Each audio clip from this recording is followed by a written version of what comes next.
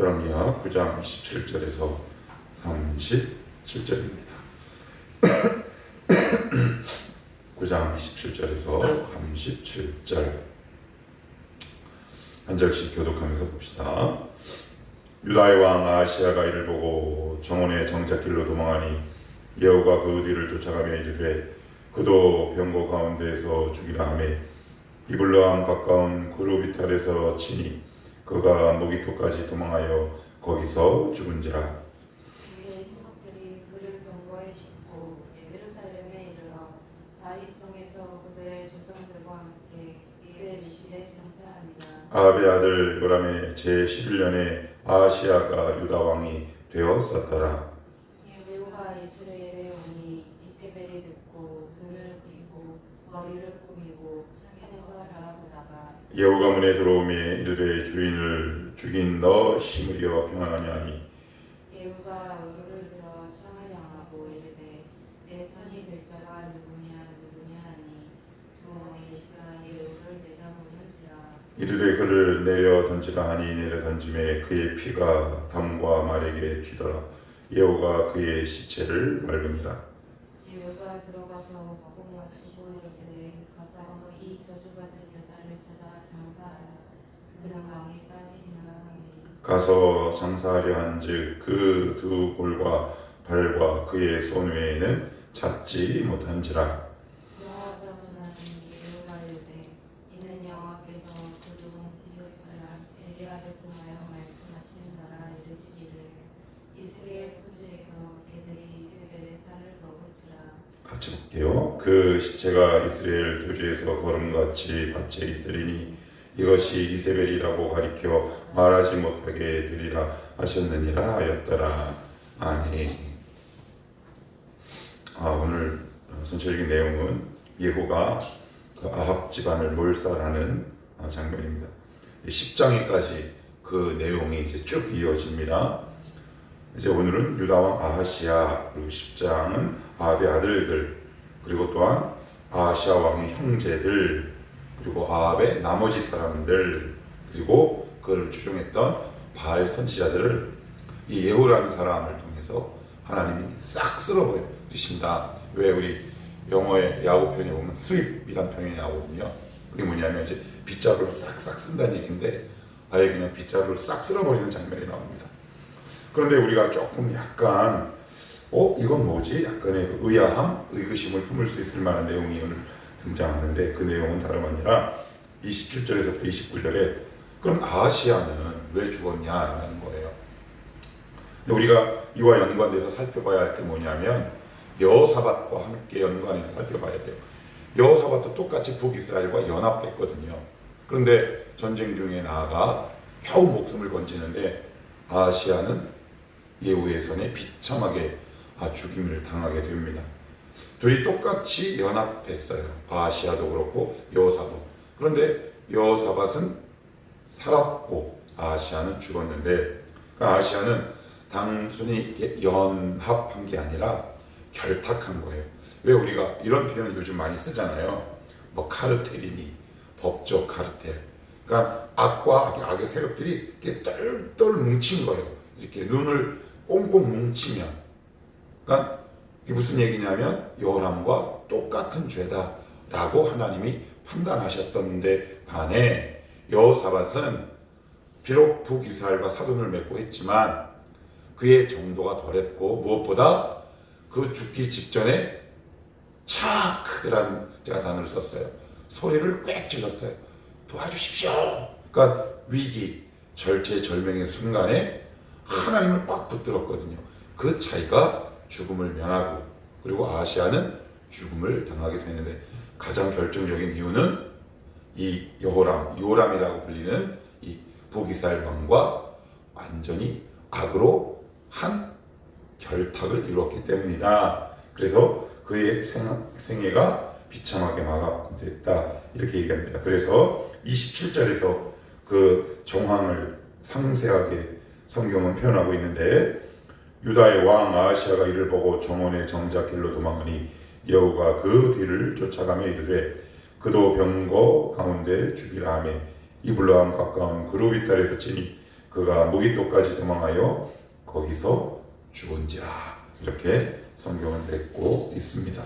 이어서 30절 말씀을 보시면 이제 예후가 이제 마지막 이 원흉이죠. 원흉 나봇의 포도원을 차지하게 한 배후 조종자인 이스라엘에 있는 이세벨을 듣고 보고 이제 찾으러 오는데, 예후가 이스라엘에 오니 이세벨이 듣고 눈을 그리고 머리를 꾸미고 창에서 바라보다가, 그러니까 여기 보시면 약간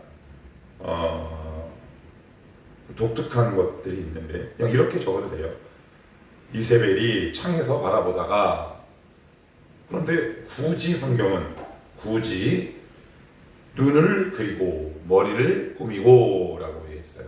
그러니까 이 부분에 관해서 학자들이 이제 의견을 내놓기는 이렇게 내놓긴 해요. 어떤 학자는 아마 자기의 목숨을 연명하기 위해서 아름답게 화장하고 예후를 유혹하기 위함이다 라고 얘기하는데, 그거는 정황상 맞지 않은 게, 왜냐하면 이미 이 당시 이세벨은 손자가 있는 할머니였어요.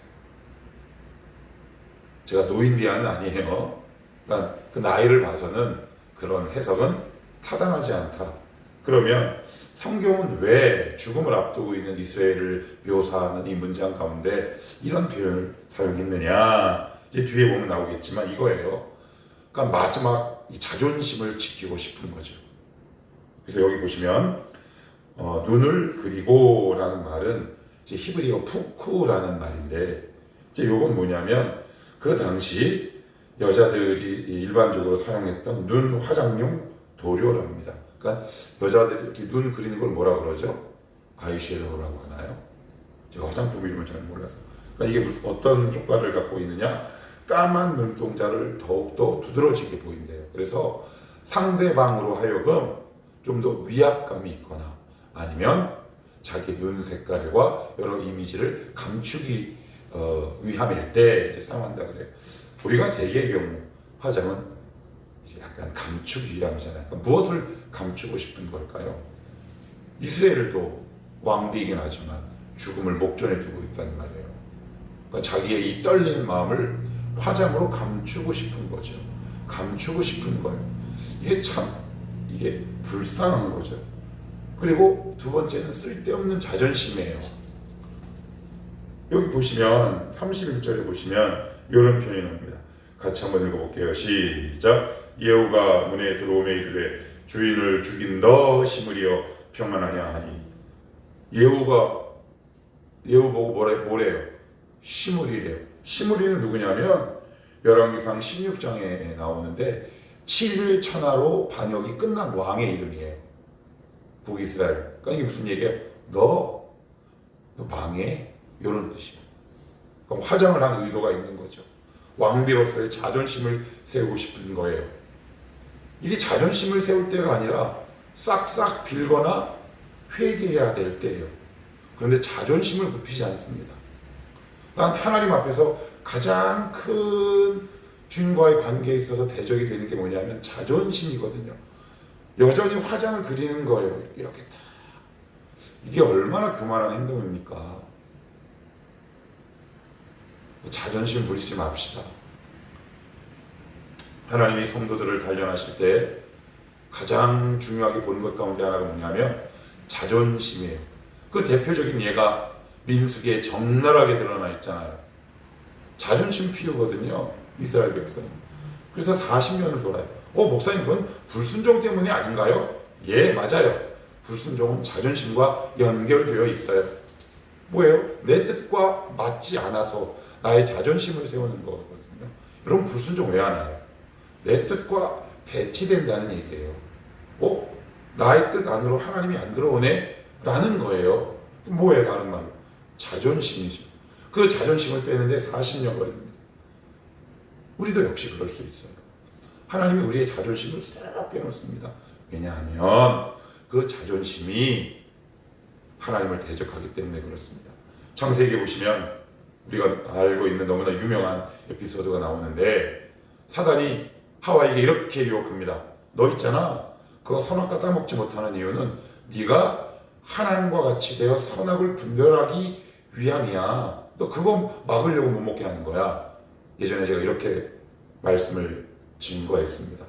선악을 분별해야죠. 그런데 여기서 분별하다라는 의미는 선악을 분별하는 주인공, 선악의 기준이 내가 되는 거예요. 그게 뭐예요? 스스로 자기를 높이는 것, 자존심이잖아요. 자존심. 그리스도인은 자존감이 높은 사람이지 자존심이 높은 사람이 아니거든요. 자존감이 높아야지. 다시 본문으로 돌아오면 이 자존심을 포기하지 않는 거예요. 그 외적인 형태로 뭐가 드러났느냐? 눈을 그리고 라는 표현을 성경 열왕기 기자는 의도적으로 삽입하고 있는 거예요. 그냥 내려보니 오니 이런 단순한 동사로 끝맺음할 수 있었던 여러 상황들을 눈을 그리고 어떤 표현이 나와요? 머리를 꾸미고 위장하는 거죠. 왕비로서의 자존심. 근데 이건 세상에서 보면 되게 멋있어요. 야, 왕비의 존엄을 끝까지 지키는구나. 그런데 하나님의 입장에서 보면 죽을 행동이다. 그래서 우리 꼭 기억합시다. 하나님은 끊임없이 우리의 자존심을 건드리십니다. 그래서 거기서 상처 나게 하세요. 그 스크래치를 나게 하신다고요. 그 자존심의 스크래치가 탁 나면 어떤 일이 생기느냐? 그 안에 숨어있던 나도 몰랐던 여러 가지 쓴뿌리, 죄악들, 그런 것들이 벌레처럼 스물스물 기어나옵니다. 왜 이렇게 목사님 무서운 말을? 아니요, 저는 그랬어요. 하나님이 제 자존심에 스크래치를 확 긋습니다. 근데 그걸로 그냥 끝나는 게 아니에요. 이어서 줄줄이 고구마 줄기처럼 그와 연결된 여러 가지 다양한 죄의 세력들이 제 안에서 끊임없이 기어나오더라고요. 얼마나 깜짝 놀랐는지 몰라요. 단순한 자존심의 문제가 아니구나, 죄의 문제였구나 라는 걸 나중에 알게 됐다. 그러니 만약에 하나님이 여러분들을 자존심을 구기게 하는 상황으로 몰고 가게 된 것을 보시거든 어떻게 한다? 볼 것도 없습니다. 그냥 그 즉시 무릎을 탁 하고 꿇으셔야 됩니다. 하나님, 예전에 제가 어떤 설교를 보니까 어떤 목사님이 이렇게 설교를 하시더라고요. 하나님의 일하심이 가장 강하게 나타나는 게 그건 뭐냐? 우리는 하나님의 역사를 이렇게 얘기하죠. 치유, 회복, 응답, 명예, 존귀, 그 모든 것이 아니라 우리의 영혼에 상처를 내는 것이 가장 강력한 하나님의 역사다. 제가 그 설교를 듣고 무릎을 탁 쳤어요. 처음에는 수용하기 어려웠어요. 아멘하면 꼭 그런 일이 일어날까 봐. 얼마나 제가 무식하고 연약한 존재인지 몰라요. 그런데 그 말씀을 듣고 무릎을 탁 치더라고요. 맞다. 우리의 자존심을 스크래치를 내십니다. 그것이 바로 여러분에게 일하고 계시다는 확실한 증거다. 하나님 역사여 주시옵소서 라고 기도하신다면 이것도 기대하시라. 여러분의 자존심에 스크래치를 내는 일, 이것이 하나님의 살아계신 증거다. 여러분이 인정하시든 인정하시지 않던 간에 아무튼 끝까지 무엇을 지키고 싶었다? 왕비로서의 자존심을 지키고 싶었어요. 그래서 어떤 말? 7일 만에 7일 천하로 끝난 7일 왕조의 7일 왕조, 그 장본인이 누구였다? 시므리라는 북이스라엘의 왕의 이름을 그 들어오는 예후에게 얘기해요. 화를 돋구는 거죠. 무릎을 꿇어도 죽을까 말까인데, 야 시므리, 7일 만에 죽을 놈, 너 실패할 거야. 그런데 예후는 지금 백그라운드에 누가 있습니까? 하나님이 계시잖아요. 하나님의 말씀을 이루는 하나님의 심판의 도구로 쓰임받고 있단 말이에요. 까만 눈이에요. 그 심판의 배우가 누구인지 전혀 몰라요. 아합도 그랬고요. 악인의 공통적인 특징, 자기의 멸망도 알지 못하고 이 다가오는 상황 뒤에 있는 분이 누구인지도 전혀 보지 못한다. 그래서 뭐라고 얘기했다? 예후가 문에 들어오매 이르되 주인을 죽인 너 시므리여. 아주 악한 말입니다. 아주 악한 말이에요. 아주 악한 말입니다. 여러분 이렇게 말하지 않기를 바랍니다. 어떻게요? 이렇게는 절대 말하지 않아야 돼요. 하나님의 일하심을 완전히 모르고 부인하는 행위이다. 실패할 것이다. 그러나 이 모든 것은 하나님의 계획, 하나님의 말씀이다. 그랬더니 어떤 일이 발생하느냐. 예후가 얼굴을 들어 창을 향하고 이르되 내 편이 될 자가 누구냐 하니 두어 내시가 예후를 내다보는지라. 이르되 그를 내 던지라 그랬더니 내려 던져버렸어요. 큰 성벽 위에 있는 것 던져버렸다고요. 그 높이가 정확하게 몇 미터인지는 모르겠지만 우리가 그냥 일상적으로 머리에 그리는 성벽의 높이 정도만 하더라도 뭐 그래도 한 5층 이상 높이 되지 않겠습니까? 거기서 떨어지면 어떻게 될까요? 그것도 다 늙은 여자가 그 몸이 산산조각 나는 거죠. 그런데 내시는 누군가요? 평소에 수족 아닙니까? 수족. 자기가 수족같이 보이는 사람, 더군다나 왕비의 가장 가까운 곳에 있는 사람이라면 누구보다 이세벨의 신임을 받고 있는 사람 아니겠습니까? 그런 사람도 떠나는 거죠. 그런 사람도 떠납니다. 아기는 마지막에 남지 않습니다. 주님은 처음에 남지 않은 것처럼 보였어요. 그렇지만 주님의 마지막에는 수많은 사람들이 우리 주 예수 그리스도를 따릅니다. 그러나 아기는 그 마지막에 가장 신뢰하고 친밀하게 지냈던 그 모든 사람도 그의 곁을 다 떠나죠. 그래서 이런 추요를 맞게 됩니다. 35절 같이 한번 읽어봅니다. 시작. 가서 장사하려 한즉 그 두 볼과 발과 그의 손 외에는 찾지 못한지라. 그리고 나서는 이렇게 이 에피소드, 이 사건을 마무리하는데 36절, 37절을 제가 한번 보겠습니다. 돌아와서 전하니 예후가 이르되 이는 여호와께서 그 종 디셉 사람 엘리야를 통하여 말씀하신 바. 말씀하신 바. 말씀하신 바. 말씀하신 바. 그래서 우리가 말씀에 편승해야 돼요. 이런 질문을 우리는 드릴 수 있어요. 하나님은 말씀을 반드시 이루신다. 그래요.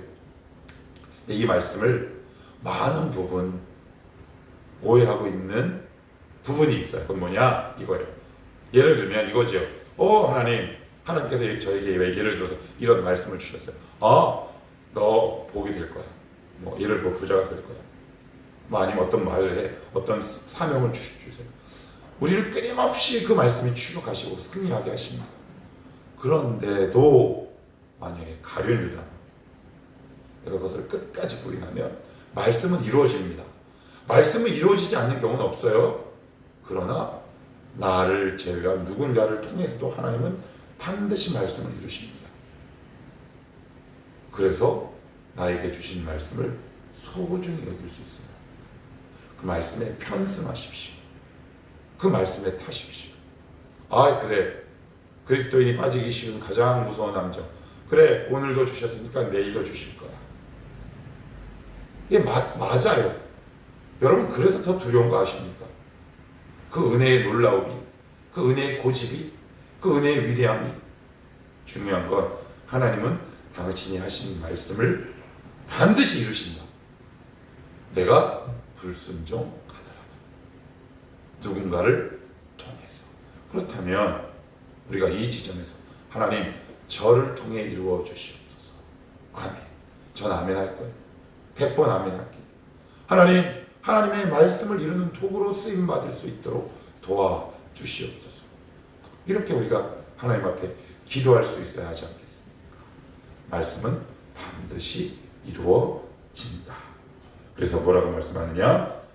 36절 끝에 37절을 그냥 볼게요.